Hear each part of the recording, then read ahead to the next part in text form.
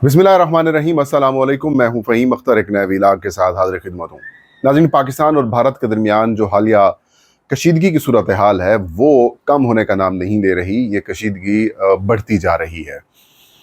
एक ऐसी सूरत हाल में जब पाकिस्तान के अंदर एक हुकूमत है, वो उसके मैंडेट के ऊपर क्वेश्चंस हैं, और ऐसी सूरत हाल में जब पाकिस्तान और भारत के दरमियान खुदा न खासा जंग की सूरत हाल अगर पैदा होती है तो मुल्क की इत्तेहाद और यकजहती बहुत सख्त ज़रूरत होती है इसकी।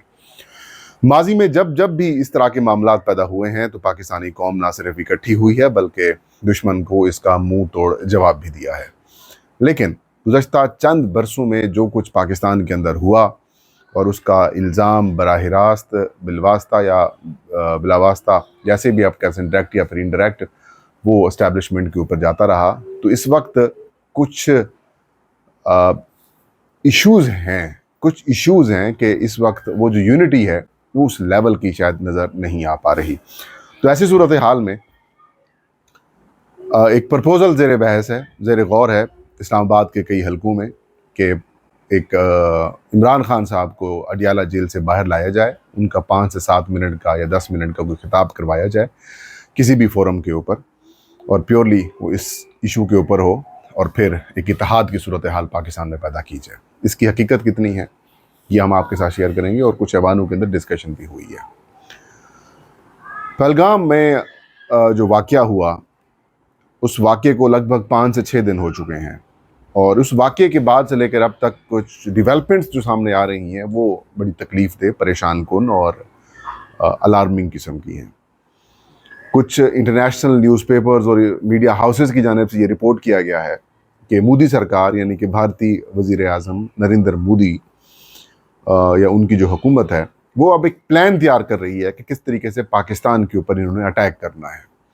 पाकिस्तान के ऊपर अटैक, सर्जिकल स्ट्राइक या फिर किसी छोटे मोटे काम के लिए वो एक ग्राउंड बना रहे हैं। पुलवामा में भी यही हुआ।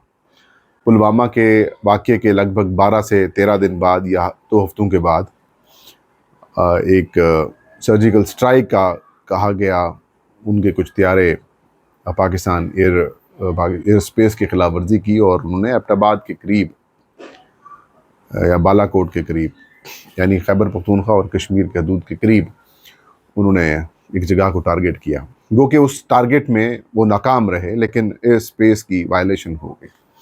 तो पाकिस्तान एयर फोर्स, उस वक्त वज़ीर आज़म इमरान खान साहब थे, उस वक्त मुल्क की इत्तेहाद पैदा किया। ज़ाहिर उस वक्त पाकिस्तान की जो हुकूमत थी वो क्वेश्चनेबल मैंडेट के ऊपर नहीं थी।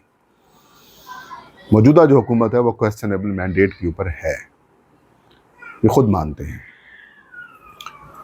तो जनरल बाजवा थे उस वक्त आर्मी चीफ। जनरल बाजवा के हवाले से जो मौजूदा स्पीकर हैं या सादिक, उनका एक बयान ऑन रिकॉर्ड मौजूद है कि ये परेशान थे, पसीना था, टांगें काँप रही थी। बाद में पता नहीं वो मुकर गए या नहीं, लेकिन जब एक हाई लेवल की मीटिंग होती है तो उस मीटिंग में एयर चीफ समेत बाकी लोग होते हैं, वज़ीर आज़म उसको चेयर करते हैं, तो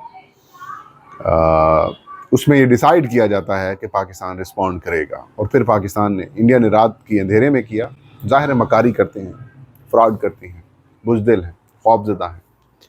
पाकिस्तान ने फिर दिन की रोशनी में सुबह तकरीबन 9:30 या 10 बजे के करीब ऑफिशियल टाइमिंग्स में पाकिस्तान के 2 त्यारे जाते हैं और वहाँ पर अपना जो टारगेट है वो करते हैं पूरा, और फिर वापस आते हैं। उनको इंगेज किए करते हैं भारतीय त्यारों को, और फिर जब 2 भारतीय त्यारे उनका पीछा करते हैं तो फिर पाकिस्तान के जो बाकी त्यारे थे, जो त्यार उनको टारगेट करते हैं, और उसमें अभिनंदन का त्यारा पाकिस्तानी हदूद में गिरता है, और फिर बाकी जो है वो तारीख़ है। तो उस वक्त जो एक लीडरशिप आई थी, जो चीज़ सामने आई थी इमरान खान साहब की शक्ल में, और फिर पाकिस्तान अभी तक मतलब वो है। तो इस वक्त भी मतलब ये कि पुलवामा के बाद जो कुछ हुआ, अब भी प्लान यही किया जा रहा है कि पाकिस्तान में इंडिया कोई ना कोई ऐसी भी हरकत जो है वो कर सकता है।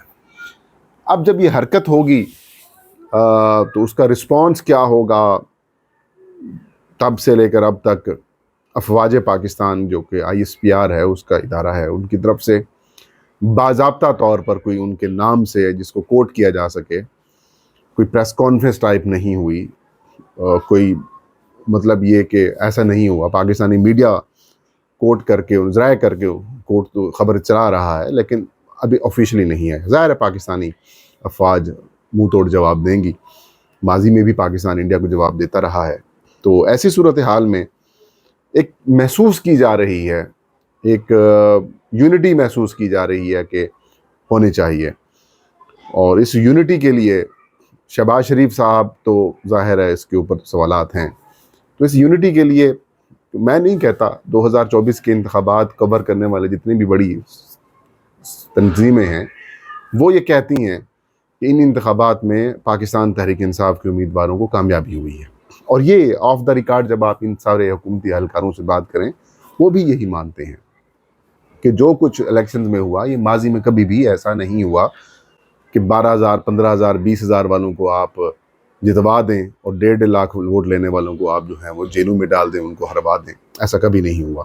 جب اس طرح کی صورتحال ہوتی ہے تو جنگ کسی بھی ملک میں, ریاست میں یا کسی معاشرے کے اندر اگر اس طرح کی صورتحال ہو جاتی ہے تو وہاں پر آپ کو صرف طاقت ہی نہیں چاہیے ہوتی بلکہ آپ کو اخلاقی سپورٹ بھی چاہیے ہوتی ہے. اخلاقی سپورٹ آپ کو آپ کی عوام دیتے ہیں, آپ کے عوام دیتے ہیں, آپ کے ادارے دیتے ہیں, آپ کا میڈیا دیتا ہے, ہر شعبے سے تعلق رکھنے والے جو لوگ ہیں وہ دیتے ہیں.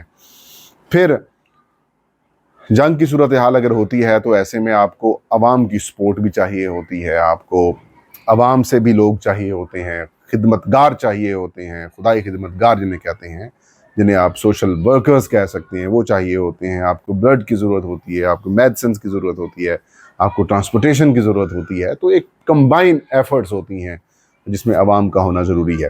تو اب یہ فیل کیا جا رہا ہے کہ شاید اگر ہم اس سٹیپ کی طرف جاتے ہیں تو کیا ہمیں پبلک کی سپورٹ اس طریقے سے ملے گی جس طرح سے ماضی کی جنگوں میں پاکستان فورسز کو ملی ہیں. تو ایک خوف سا ایک موجود ہے اور اس چیز کا فائدہ دشمن بھی اٹھا سکتا ہے. تو اس چیز کو کاؤنٹر کرنے کے لیے آج کچھ گفتگو ہوئی ہے اور اس گفتگو کے اوپر جو ایک کہہ سکتے ہیں کہ ہماری اسٹیبلشمنٹ کا ترجمان سمجھے جانے والے جو شخصیت ہیں سینیٹر فیصل واڈا, انہوں نے بھی اس کی تائید کی ہے. سینٹ آف پاکستان کے اجلاس میں پاکستان تحریک انصاف کے سینٹ میں جو پارلیمانی لیڈر ہیں بیرسٹر علی ظفر صاحب, انہوں نے سپیچ کی اور پاکستانی فوج کا, پاکستانی حکومت کا, پاکستان کی ریاست کا, انڈیا کے خلاف انہوں نے بیان دیا, بات کی اور یہ کہا کہ ہم افواج پاکستان کے ساتھ ہیں, پاکستان پہلے ہے اور جانوں کا نذرانہ تو کچھ نہیں ہے. ہر فورم کے اوپر خون کے آخری قطرے تک ہم پاکستان کے دفاع کے لیے لڑیں گے اور ہماری ہمیشہ سے یہ کوششیں بھی ہیں کہ پاکستان کو بہتر بنایا جا سکے. اور جب دشمن ملک اگر اٹیک کرتا ہے یا پھر وہ پلان کرتا ہے تو پھر تو ہمارے پاس کوئی اور جواز نہیں کہ ہم اس کے اوپر ان سے لڑیں نہ یا معاملات نہ کریں. لیکن انہوں نے اسپیچ کے دوران یہ کہا کہ اس وقت پاکستان میں اتحاد کے لیے, پاکستانی عوام کی یونٹی دکھانے کے لیے آپ کو ایک لیڈر چاہیے, وہ لیڈر عمران خان ہے. انہوں نے کہا کہ آل پارٹیز کانفرنس بلائیں, آل پارٹیز کانفرنس میں تمام جماعتوں کے لوگ شریک ہوں اور اس میں عمران خان صاحب کو بھی لایا جائے باہر. عمران خان صاحب 5 سے 7 منٹ کا وہاں پر وہ خطاب کریں اور اس خطاب کے بعد انہوں نے کہا کہ میں دعوے سے یہ کہہ سکتا ہوں کہ مینار پاکستان لاہور میں وہ 1 کروڑ سے زیادہ لوگ جمع کر لیں گے ایک خطاب کے اوپر اور وہ مارچ کریں گے انڈیا کی طرف. اور اس کے بعد آپ خود دیکھ لیں گے کہ جو جنگ کی بات مودی کا ان کا میڈیا کر رہا ہے سب فنش ہو جائے گا, یہ ہسٹری ہو جائے گی. اس کے بعد فیصل واڈا صاحب, ایک آدھ سپیکر کے بعد فیصل واڈا صاحب نے سپیچ کی اور فیصل واڈا صاحب کی جو سپیچ تھی وہ باقی تو جذباتی حد تک گفتگو کرتے رہے لیکن آخر میں انہوں نے بھی اس بات کو سپورٹ کیا کہ تحریک انصاف ہو یا پھر باقی تو ایک آل پارٹیز کانفرنس ہمیں بلانی چاہیے اور اس میں اندر پی ٹی آئی سمیت سب کو آن بورڈ لینا چاہیے. تو ایک ڈسکشن سے شروع ہو چکی ہے. پہلے بھی کچھ آپشنز زیر غور لائے گئے تھے انڈیا کو انگیج کرنے کے لیے. پہلا جو بات کی جا رہی تھی کہ سابق وزیر اعظم جو مسلم لیگ نون کے قائد ہیں نواز شریف صاحب, کیونکہ ان کے فیملی کی رائمنڈ میں شادی تھی تو نریندر مودی صاحب وہاں پر آئے تھے اور ظاہر وہ بغیر کسی انگیجمنٹ کے یا رابطے کے تو نہیں آئے ہوں گے, کسی کی شادی کے اوپر جانا الٹیمیٹلی ظاہر ہے کچھ نہ کچھ تو تھا. تو مودی کے ساتھ وہ رابطہ بیک ڈور کے اوپر کسی کے ذریعے کرانے کی کوششیں کی جا رہی ہیں. اگر اس میں کامیابی مل جاتی ہے تو ویل اینڈ گڈ, اگر کامیابی نہیں ملتی تو پھر پاکستانی قوم کو جنگ کے لیے کھڑا کرنے کے لیے عمران خان صاحب کو لانے کے اوپر بھی کام کیا جائے گا. اب یہ اسلام آباد ہائی کورٹ میں آ جائیں گے، خان صاحب کو پیش کر دیا جائے گا، یا پھر کسی ایسی جگہ پیش کر دیا جائے گا، کیونکہ مقدمات میں سپریم کورٹ پیش کیا جا سکتا ہے، وہاں پر خان صاحب کی گفتگو جو ہے وہ چلا دی جائے اور اس سے ایک میسج دے دیا جائے کہ یہ پیغام آیا. مطلب کچھ اس طریقے سے آپشنز جو ہیں وہ اس وقت ڈسکشنز کے اندر موجود ہیں، اور یہ الٹیمیٹلی ضروری بھی ہے. ظاہر ہے آپ کو پتہ ہی ہے کہ اس وقت الیکشنز کے بعد پاکستان میں جو انسٹالڈ قسم کی گورنمنٹ ہے، اس کے اوپر تو کوئی ٹرسٹ نہیں کرتا، سنجیدہ نہیں لیتا، کسی بھی معاملے میں ان کو سنجیدہ نہیں لے جاتا. اگر سنجیدگی دکھانی ہے تو جو حقیقی لیڈر ہے اس کو باہر لانا ہوگا، ورنہ عالیہ حمزہ کو پکڑ لیں، صنم جاوید کو پکڑ لیں، کسی اور کو پکڑ لیں، آپ کی پالیسیز ویسی کی ویسی چلتی رہیں گی. اس سے محبت تو نہیں بڑھے گی، اس سے نفرت میں ہی اضافہ ہوگا. اور آج انٹرسٹنگ سینٹ کے اندر جو ڈیبیٹ ہوئی، اس میں جے یو آئی کے ایک سینیٹر ہیں کامران مرتضیٰ صاحب، انہوں نے ایک انٹرسٹنگ قسم کی بات کی. انہوں نے کہا کہ جس دن یہ پہلگام واقعہ ہوا اس سے چند منٹ پہلے وہاں پر جو بھارتی ریاست کیرالہ ہے ان کے 3 ججز وہاں پر موجود تھے، اور وہ وہاں سے نکلے، اور وہ ججز تھے جنہوں نے RSS کے کچھ گنڈوں کو سزائے موت دی ہوئی ہے یا پھر سزا سنائی ہوئی ہے. کہیں ایسا تو نہیں کہ ٹارگٹ ان کو کیا جا رہا ہو اور اس کا ملبہ پھر پاکستان کے اوپر ڈال دیا جاتا. تو کچھ نہ کچھ چیزیں تو ہیں. اور پھر کویسچنز ابھی تک ان کی FIR جو ہوئی ہے اس پہلگام واقعے کی، کہ واقعے کے 10 منٹ کے بعد کیسے FIR ہو گئی، اور FIR میں آپ نے آئیڈینٹیفائی بھی کر لیا کہ یہ لوگ کون تھے، ان کے سپانسرز کون تھے، کن کے کہنے کے اوپر کیا، اور پھر ریزنز، مطلب وہ کویسچنز اس کے اوپر تو موجود ہیں. یہ ایک فالس فلیگ آپریشن تھا. لیکن اس وقت جو سچویشن ہے اس کے فوری بعد جو آپ نے سنتاس معاہدے کو معطل کر کے پاکستان کے پانی روکنے کی کوششیں کی یا کر رہے ہیں، تو ایشوز تو ہیں، جو سوالات ہیں. لیکن ضروری یہ ہے کہ پاکستان میں اتحاد ہو، تب جا کر آپ جو ہے وہ بات کریں گے، اور دشمن پھر اس کا فائدہ بھی نہیں اٹھا سکتے. جب ان کو پتہ ہے کہ 20-25 کروڑ 25-30 کروڑ پاکستانی ایک پیج کے اوپر ہیں، تو پھر دشمن کو ویسے خوف آ جاتا ہے. یہ تھا آج کا ویڈیو. کہیں وقت تک اجازت دیجیے. اللہ ہم سب کا حامی ناصر.